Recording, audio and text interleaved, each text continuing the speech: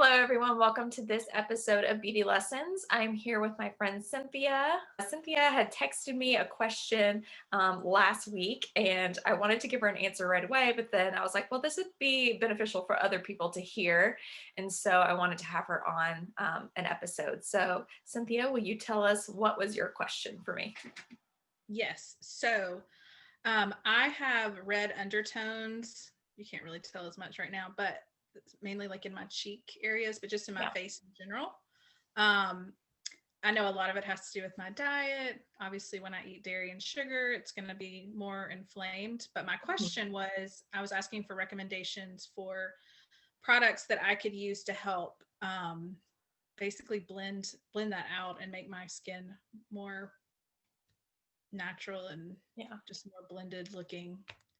That makes Yeah, sense. so I have a few, like there's a few different angles to take on this, and I made some notes. So if you see me looking down, that's because I made some notes I didn't want to forget. So you already hit on one of them, which is, the dietary stuff. And some people are just more, their skin is more sensitive, their system is more sensitive. So anything that's like inflammatory, like spicy food, red wine, things, refined sugars, caffeine, all those can, expand your capillaries, your blood vessels underneath your skin. And so you'll present with more redness. So obviously, you want to live your best All life. the things I love, Brandy. I don't want to give those We things don't want up. to take So away all of your goodies, on to the but next. um, there, something to be mindful of sometimes if that's something that you're wanting, to see reduced, that can make an impact. And you could just play around with it and see, maybe it's not spicy food, maybe it's just red wine, or maybe it's not red wine and it's something else. But just something to be aware of. And Mhm. so as far as like counteracting it apart from diet, I mean, I would absolutely recommend, using anti-inflammatory skincare. So things that are really specific for sensitive skin, that have things like liang liang in them, chamomile, calendula, aloe, rose, all of those things, even like cucumber, are going to be very calming to the skin. So you can, see it working from two ways. And let's see, what else did I write down here? Well, avoiding harsh exfoliants, because that's just going to kick up like redness even more.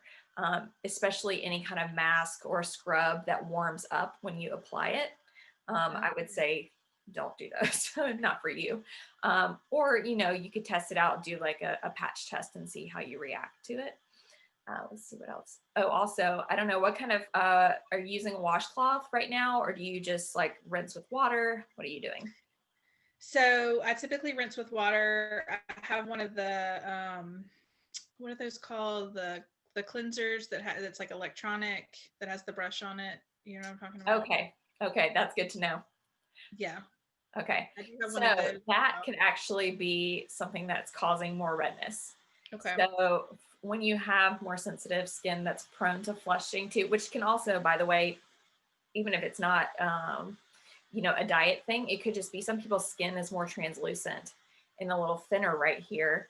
So if that's your skin type, then that could be one of the reasons that you're seeing the redness exposed so much easier than in other people's skin. But yeah, I mean, I would tell people with sensitive skin or people prone to flushing and redness not to use a regular washcloth or any of those like microdermabrasion or brush type things, because you're just um, inflaming the skin even more. I would recommend using a muslin cloth. So I can send you a link to one of those, but I just order a pack of them on Amazon, like organic cotton. It's very, very soft. Um, if you may have even used one before and not realized what it was, but I recommend those just because it is important to use some sort of cloth to remove, just to make sure you're getting off all the residue Right. of your face wash. And then the face wash too could be something that you could look into switching. So if you're using like a gel or a foam cleanser or something like that, sometimes those, can irritate and cause redness, even if they are really mild. So you could look into switching to an oil cleanser, Mhm. which I really love because they're like repairing the skin and they're drawing out impurities and really helping to balance out the environmental stressors that we get on our skin every day. So um, How does that sound so far? Good. Any of Yeah, that? no, it's Yeah. great. Yeah, Okay. for sure. Let's see if there is anything else that I write down. Okay. Also, I would suggest using like, cooler or more tepid water when you're washing your face, because as you can imagine, when you take like a hot shower, your skin turns red and you're more prone to flushing. So Absolutely. that's saying Yep. you have to give up warm and hot water forever. But like if you're getting ready to go out and that's a concern, then just make sure that you end your shower or face washing with cool water so that you're not, exacerbating that redness. Let's see what else. And then as far as like treatments that you could go and get at like an esthetician's, office, they LED light therapy is something that's really great to help with repairing that tissue that tends to, get over red. I've actually had a treatment, not for, I didn't do it for redness. It was just for collagen building and like, support and all of that. But it doesn't hurt. You don't feel anything. They just use different colored lights for different colored treatments. And it's like a handheld thing. And you can actually even get them and use them at home. So that's pretty cool. Um, but Very then, nice. so product wise, what I wanted to show you, these are just a few. Um, First, I'll do skincare, and then I didn't bring any makeup, but we can talk about that too, because I think that's what you're wanting to know too. The first one I have is this is a Rosewater facial toner. And so Okay. this one it's like you can also use just straight rose water. This one is a mixture. So this one has some hyaluronic acid and aloe and the rose. So it's really good at being very moisturizing, and also really good for just calming, sensitive skin. And you would use that as a toner. I just put that in like a little spray bottle from Whole Foods, like one of those little blue bottles, instead of, Mhm. you know, creating more waste with cotton pads. And you could also just keep it in your, like one of the little tiny ones, you could keep it in your purse.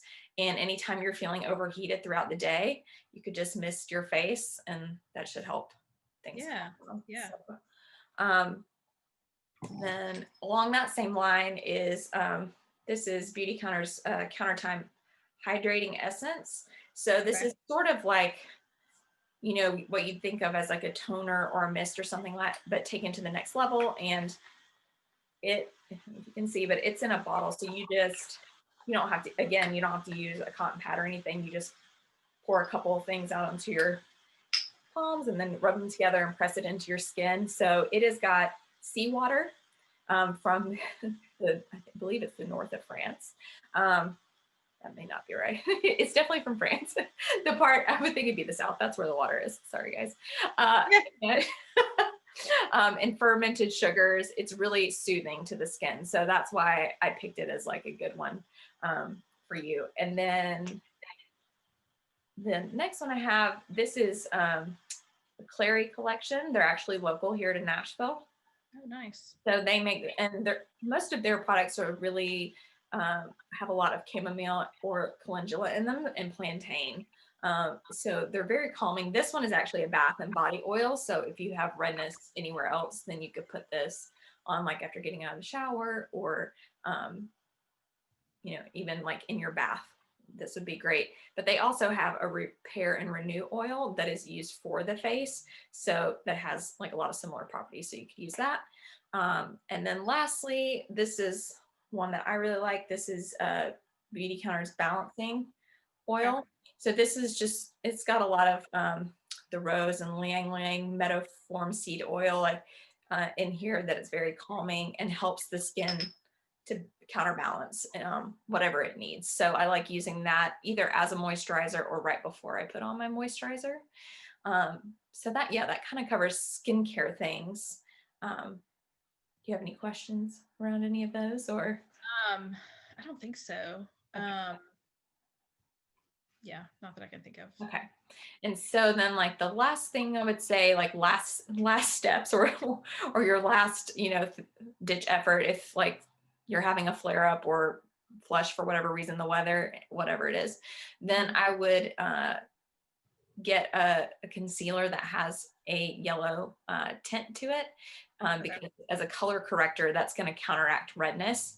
And so you could just put on like, your foundation or your tinted moisturizer, whatever you use normally, and then just spot treat those areas. So having a little bit of a golden hue here is going to cut that redness down. And so that if you want to, wear a blush, you could.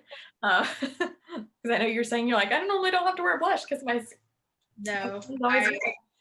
I can only imagine, because like it's funny because how my skin starts out at the beginning of the day and of course how it ends is completely different. So yeah, I have this like imagination that I'm going to turn out looking like a clown like halfway through the day, because I'll, have gotten hot or just environment stuff or stress or something that I'm consuming. So and that's another one that I didn't touch on earlier, but that you're right about, like as far as stress, that is another thing that can cause that redness to come out. And so, maybe even, which I know that you a lot of these techniques because we were in a women's circle together last year. I forgot to say that at the beginning, but that's how we met, was, in a women's group, learning how to, connect to our bodies and thrive in our bodies. And so even just stopping to do some deep breathing, recenter yourself, ground yourself could help alleviate, some of that if you find yourself sort of, in a state of stress or anxiety. Yeah, those are the kind of the thoughts that I have. I always want to start with skincare first and then like finish with topical, makeup tricks if that's what calls for it. Yeah. Okay. Are there any other things that you wanted to chat about, or any other just general beauty questions before we end this lesson? Something else I was thinking about the other day, and I was like, I'll just ask her on this. So typically when you do your moisturizer, do you usually let it set for a certain amount of time before you apply makeup? Yeah. So I would say it depends on a couple of things. One, if you're using an oil, a facial oil as your moisturizer, or just a straight up moisturizer, and then also like how quickly you notice that it absorbs into your skin. But yeah, typically, I mean, with an oil, I say normally like 10 to 15 minutes.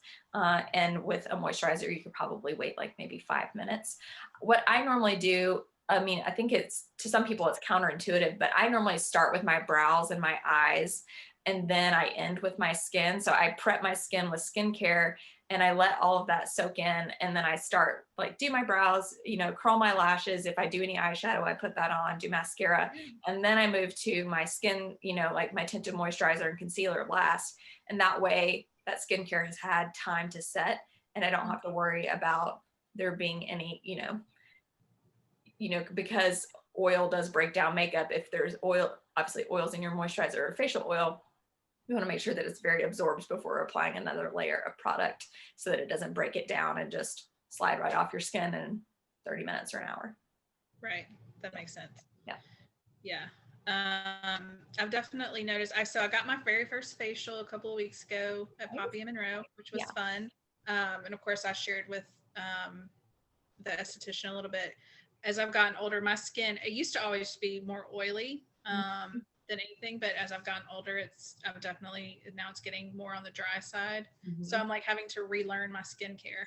Yeah. So that's where you've come into play a lot of times. Yeah, the same. I mean, yeah, our hormones, they change, and then there's hormones, and then there's the seasons, and the weather outside, where we're moving now into fall, and winter won't be far behind, and so you're going to be going from this very dry, cold climate outside into dry heat indoors, and it just kind of does a number on your skin. So yeah, you just have to kind of play with it and see. As I typically tell people, as you're moving out of summer into fall and then winter, you want to go up on the thickness of the moisturizer that you're using, specifically in the evening, just because it's going to take a lot more to lock in the moisture on your face once the air gets really dry outside.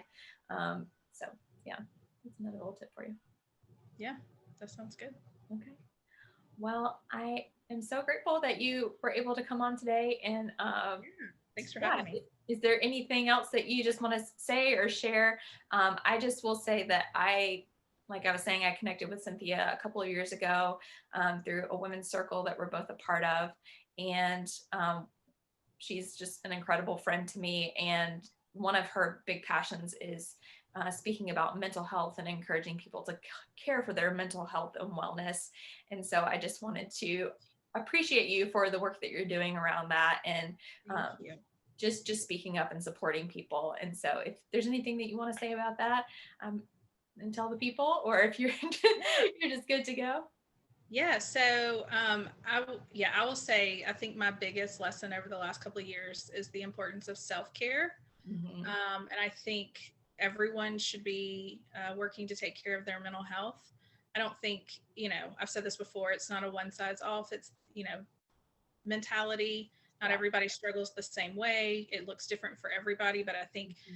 2020 has proven that we've all, had some definite struggles emotionally and mentally, and all the things just with the stress of what 2020 has brought. So I think for me, I'm just constantly trying to encourage people to be proactive with self-care, because I think I grew up in a culture that said self-care was selfish, which there's, especially with my mom friends, I watch them just constantly take care of other people. And I've had this conversation specifically with my best friend. She has 3 kids and now they're all older. But when they were younger, I would constantly have to remind her just to take, even if it's just 30 minutes or 5 minutes in your car, just something for herself. Because, like I would tell her, I was like, once you're taking care of yourself, you're going to be better able to take care of your family. I mean, Yeah. it's just how it works. And so I'm super passionate about that, and reminding people the importance of finding what works for you in terms of self-care. I know for you, you started running again. That sounds terrible for me. Yeah. I admire you for that. I mean, like, getting outdoors and walking is certainly a big deal for me. Connecting with friends is super Yeah. important for me. Well, like we both love to dance. We took a dance class together. Gosh, it's Yeah, probably been movement is, over a year ago now, where we took a Latin fusion dance class for yeah, 8 weeks. And then we get to, you know, just come together with other women and just have a time of joyful movement, which was like, I loved that kind of self-care. yeah, absolutely. Yeah, movement's a big one. So yeah, just figuring out what works for you and what makes you feel alive. So again, it's not going to look the same for everybody, but yeah, just being proactive and intentional with that. Yeah, I love that. I love that you say that. And I think that we'll do an episode on that coming up, just around what even is self-care. I Mm-hmm. think it's become such a buzzword in the last, several years, maybe even longer. And a lot of people associate it with just treatments or like Yeah, outer or things like getting a expensive things. manicure or getting a massage. Yeah, And those massage. things are wonderful and Yeah, they are self-care. But self-care is also like, doing a daily gratitude practice, or getting yeah, outside and walking, or connecting with a friend on the phone or in person for coffee. There's a lot of, like, yourself is a body, a mind, and a spirit. And so to mm-hmm. care for the self, we have to care for all three of those things. Yeah, And so that's really what my message is around self-care. And I know that you practice that as well. So I just appreciate you for being on here today and just sharing your heart with yeah, us of and your course. questions, so that everyone could benefit from your learning. So thank you guys for tuning in today, and we will see you next time. Bye. Bye.